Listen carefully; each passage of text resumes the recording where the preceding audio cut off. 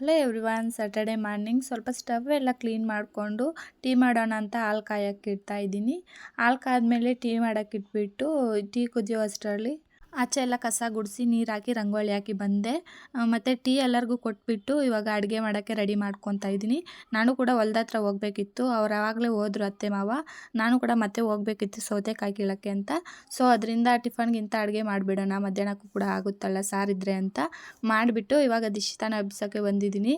ಇವಳು ಸ್ಕೂಲ್ ಇದ್ದರೆ 8 ಗಂಟೆ ಆದರೂ ಎಬ್ಸೋವರೆಗೂ ಎದ್ದೇಳೋದೇ ಇಲ್ಲ. ಅದೇ ಸ್ಕೂಲ್ ಇಲ್ಲದೆ ಟೈಮಲ್ಲಿ ಎಷ್ಟೊಂದು ಬೇಗ 6 ಗಂಟೆಗೆ ಎದ್ದು ಕೂತ್ಕೊಂಡಿರ್ತಾಳೆ.